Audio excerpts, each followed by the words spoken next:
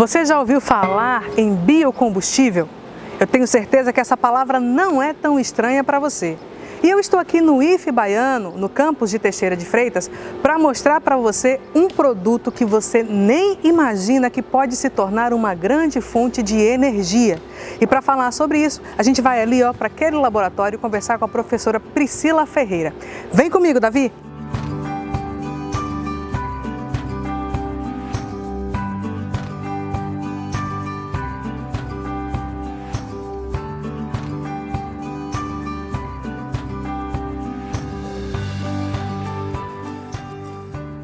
Então, gente, eu já estou aqui no laboratório e professora Priscila Ferreira, que é quem está coordenando esse estudo fantástico. Então, professora, que produto é esse, que está movimentando tanto aqui o IFE Baiano? Fala pra gente. Olá, já agradeço pela matéria sobre esse projeto de pesquisa, que é muito importante para a gente e espero que, de fato, alcance aos produtores, aos pequenos produtores também da região. A pesquisa sobre cascas de café já existe em vários outros estados. Aqui nós não temos essa pesquisa, não tínhamos ainda essa pesquisa. E acabou surgindo pela necessidade de a gente incrementar os projetos de pesquisa no campus. Como professora de Química, gostaria de desenvolver algum projeto, mas que tivesse relação com os cursos que a gente tem aqui no campus e com a necessidade da região. E daí surgiu a ideia de trabalhar com a casca de café, já que aqui na região temos produtores de café, especialmente do café Conilon. E então, vamos ver, surgiu a ideia de a gente verificar o potencial, na verdade ratificar, confirmar o que a gente já tem na literatura científica sobre esse material. Até para que a gente poder apresentar de forma bem mais próxima aos produtores locais o material como biocombustível sólido. Toda biomassa, qualquer material de origem vegetal ou animal, pode ser usado como fonte de energia, materiais de origem vegetal ou animal, pode ser usado como fonte de energia e assim são determinados, são chamados de biomassa. Então vamos devagar para o pessoal que está em casa poder entender, Vamos traduzir essa linguagem científica. Define para a gente então o que é a biomassa e qual é a relação dela com o conceito de biocombustível. Então vamos lá. Qualquer material, como eu disse, de origem vegetal ou animal, materiais dessas origens são chamados de biomassa. Então tem gente que pega, vou fazer uma comidinha diferente com biomassa de banana. Faz todo sentido porque é um material de origem vegetal. Mas podem ser materiais que são resíduos agrícolas, resíduos florestais, resíduos de animais, inclusive. Então, aquela casca da fruta que seria descartada como um lixo comum, não precisa ter essa destinação, ela pode ser reaproveitada. Exatamente, para gerar energia. E aí, se usado para geração de energia, a gente vai chamar de biocombustível. Existem legislações que determinam como esses biocombustíveis devem ser usados, podem ser usados, mas um uso bem simples, por exemplo, é o uso dos biodigestores. Então existem já projetos, inclusive no estado da Bahia, especialmente no interior do estado, onde algumas comunidades já receberam projetos para implementação de biodigestores, para uso mesmo de dejetos animais, inclusive, restos alimentares, para a geração do biogás. No nosso caso aqui, como a gente observa que há grande produção de café, que gera como resíduo agrícola a casca de café, a gente visa aí, tem dois objetivos: minimizar o impacto ambiental das cascas de café, embora já sejam destinadas para incremento na ração de animais, usado como adubo direto sobre o solo, mas a gente pode agregar mais valor a esse material com a obtenção de biocombustíveis em formato específico. E qual foi o estudo que vocês, a literatura que vocês utilizaram como embasamento para se chegar nesse ponto que vocês atuam hoje? Como eu disse, existem vários artigos científicos com a casca de café, mas não na nossa região, então acho que essa é a questão, a gente realmente ter um trabalho feito aqui. Então, nós recebemos a casca de café in natura, a gente tem material aqui, inclusive. É esse aqui, né? Exatamente. Então, deixa eu mostrar aqui, Davi. Esse material que vocês recebem dos produtores. Esse especificamente a gente recebeu da fazenda Bom Retiro. E aí essa casca de café passou por um processo de moagem, um moinho de facas, ficando nessa granulometria. E aí esse material a gente submeteu a algumas análises. Fizemos determinação do teor de cinzas, teor de umidade, carbono fixo, teor de voláteis, para a partir daí determinar o poder calorífico, que é a informação que nos diz o quanto de calor, quanto de energia é gerado a partir da queima desse material. Então já existem produtores que pegam a casca de café e já queimam, seguindo as legislações adequadas, para gerar energia na própria fazenda. Mas é bacana, muito interessante, que a gente possa pegar esse material, compactar, obtendo o que a gente chama de pellet ou briquete, e a gente pode comercializar. Então a casca de café ainda pode gerar um novo produto, ou seja, um produto com valor agregado e ser comercializado.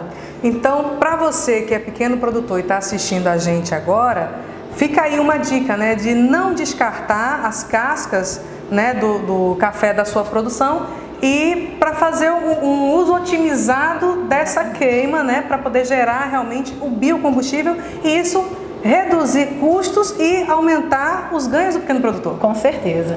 Então tem um ganho energético, mas como eu disse, não pode fazer a queima direto sem seguir as legislações adequadas à queima. Mas é interessante a questão desse material acumular. Por mais que alguns destinos sejam dados, é muito comum que resíduos agrícolas, resíduos florestais fiquem acumulados no meio ambiente. Ah, mas é biodegradável. Ainda assim causam impactos ambientais. Então, a gente consegue minimizar o impacto ambiental do acúmulo desse resíduo no meio ambiente com o processo de pelletização ou produção de briquetes. A gente consegue obter um material que pode ser comercializado, transportado, porque não tem como transportar um volume muito grande de cascas de café, acaba sendo inviável.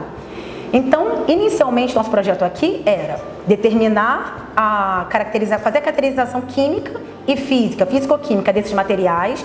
Então, a gente está determinando ainda teor de lignina, celulose, hemicelulose, são procedimentos que estamos realizando. Ou seja, vocês atiraram no biocombustível a partir da casca do café, mas estão descobrindo outros produtos que podem surgir a partir dessas análises químicas. Exatamente. Não é, na verdade, descobrir os produtos, mas determinar outras aplicações possíveis para esse mesmo material, porque existem outras aplicações que podem ser realizadas. Então, mas o foco agora é realmente o biocombustível e existem outras instituições de ensino no extremo sul da Bahia que já trabalham com biocombustíveis. Então a ideia é estreitar mais ainda a parceria com essas instituições que já têm equipamentos que permitem a produção dos pellets e dos briquetes. Porque aí sim, esse pequeno produtor tem como acessar essas instituições. Olha, eu produzo esse volume de biomassa, seja de casca de café, bagaço de cana já é bastante utilizado. Agora eu quero agregar valor ao meu produto e daí tanto usar na própria fazenda ou na própria indústria onde esse pequeno produtor está inserido ou não, quero realmente comercializar. Então a ideia é que a gente possa também dar essa orientação ao pequeno produtor, ao médio produtor da região. Então, gente, veja que biocombustível ele não é apenas para os grandes produtores, exatamente, a grande indústria.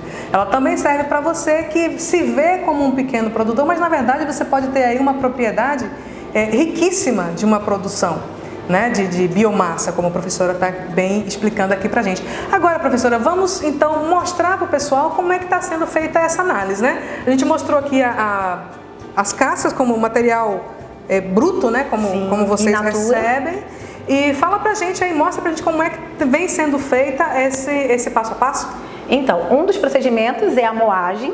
A gente usa um moinho de facas para reduzir o tamanho, a granulometria e homogeneizar esse tamanho também, se deixar as partículas com tamanho bem próximos, bem parecidas. Que é o que facilita a análise. Exatamente. Por quê, professora? Se a gente explica pra gente qual é a diferença de analisar um material grosso, né, bruto, vamos dizer assim, e para ele mais fino, ele fica mais puro, o que acontece? Não, a gente não afeta o grau de pureza, mas a gente deixa uma granulometria adequada para fazer os procedimentos.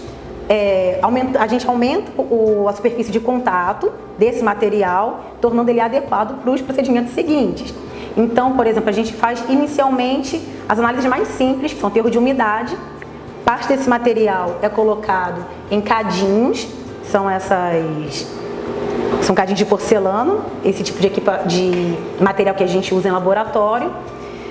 São pesados em balança analítica, sempre feito pelo menos em triplicata. E a gente determina o teor... Triplicata seriam 3 amostras. Vezes, 3 amostras, normalmente é o que a gente faz. E aí a gente tem o teor de umidade, a primeira coisa. Depois, determinação do teor de cinzas, que a gente faz em forno mufla, em temperatura de em 650 graus Celsius. 650? Esse forno mufla atinge temperaturas superiores a 1000 graus, alguns 1000, 1200 graus, que são adequados para diversos procedimentos no laboratório. Enfim, no nosso caso a gente faz teor de cinzas, faremos ainda torrefações, mas especialmente teor de cinzas a temperatura de 650 graus. E aí, a partir desses dados, teor de voláteis, de cinzas, de umidade, a gente aplica uma equação matemática para a determinação do poder calorífico. Sempre a matemática no caminho. Exatamente. E é o poder calorífico determinado que vai nos dizer, não, de fato, esse material é aplicável como biocombustível. Porque se ele tem um baixo poder calorífico, ou seja, se ele não libera muito calor na queima, não é interessante como biocombustível, não vai ter um rendimento interessante. Se ele libera a quantidade de calor esperada, a gente consegue de fato utilizar como combustível para geração de energia dentro da própria indústria, na própria fazenda, para uso de secadores, por exemplo. Então, o produtor tem secador para grãos, para determinado tipo de cereal. A própria casca gerada naquela pequena fazenda pode gerar energia para esses equipamentos. Então, se o produtor tem dentro da sua propriedade, ele plantou o pé de café, ele fez a colheita e ele faz algum tipo de beneficiamento, como a secagem da semente, tudo que ele produzir de fato vai ficar girando em torno dentro da propriedade. Exatamente. Tornando essa propriedade ainda mais autossustentável. É isso, mais ecologicamente correto.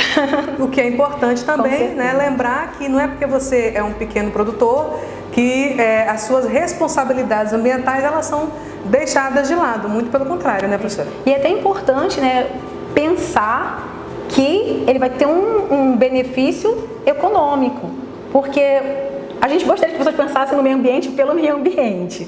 Nem sempre isso acontece, mas se a gente pensa no próprio bolso, ou eu posso gerar energia a partir do resíduo que eu já produzo, isso é ótimo.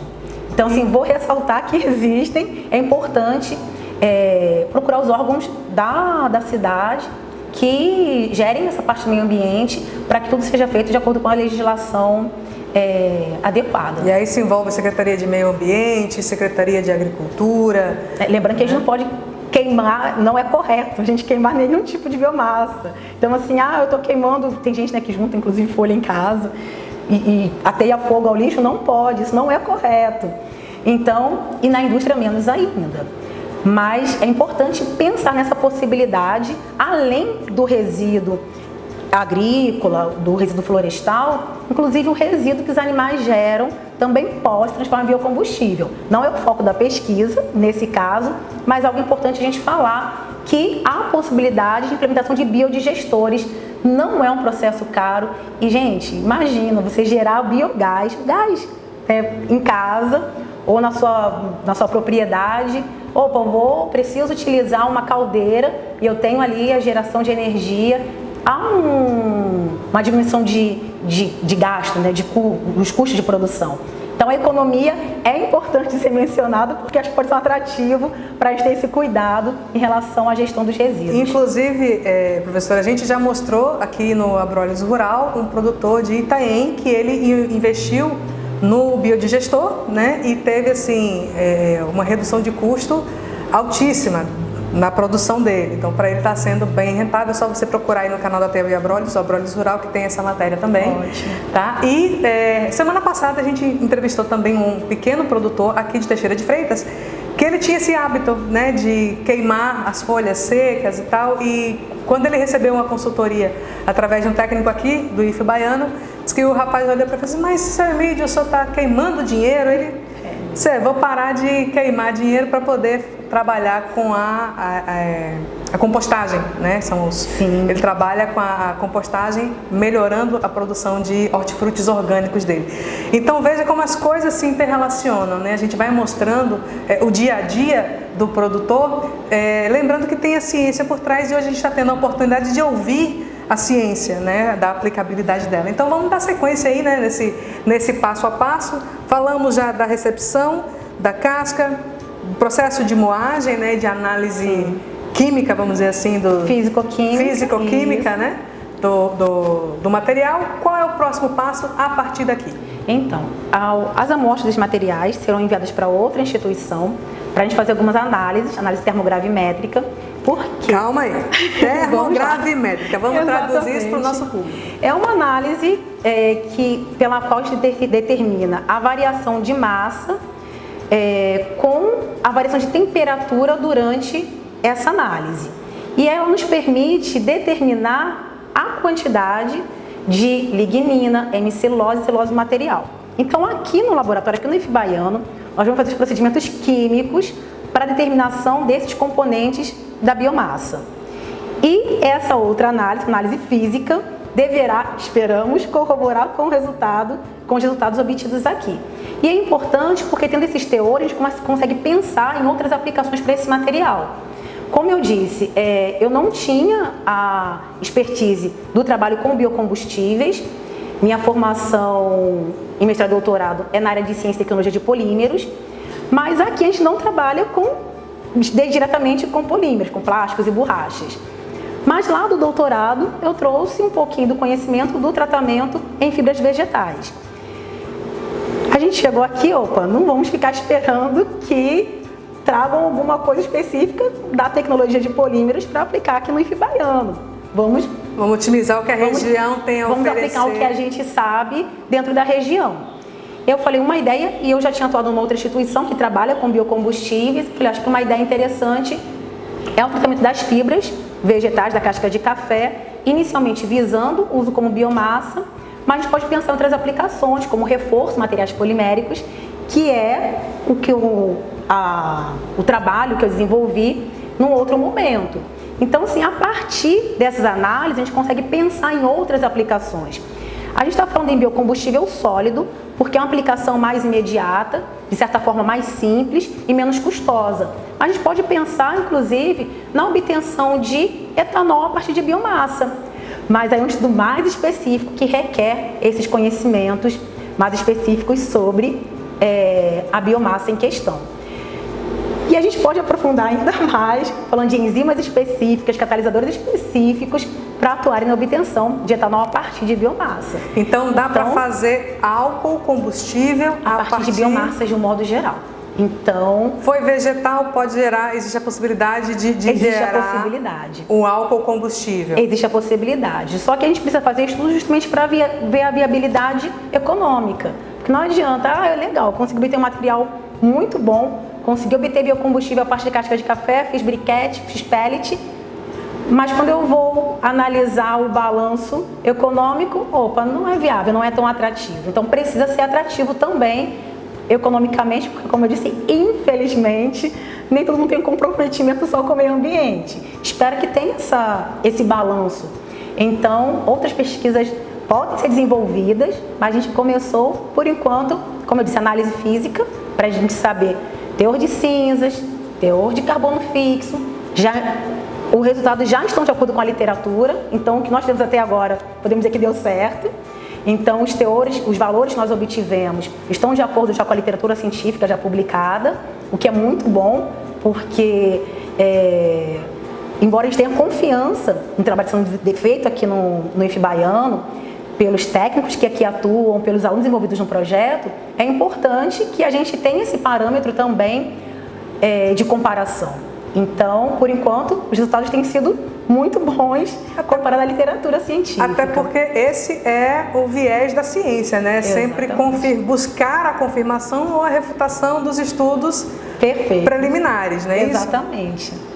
Então, é isso, professora. Agradeço a sua participação aqui no Abrolhos Rural, dessa forma tão específica, né? Esse é um assunto, gente, que vai render ainda, né, muitos outros produtos aqui no IF Baiano. A gente vai ter a oportunidade de acompanhar, e as portas do Abrolhos Rural estão sempre abertas para vocês. Do IF Baiano aberto para vocês também. Muito obrigada. Então, até a próxima.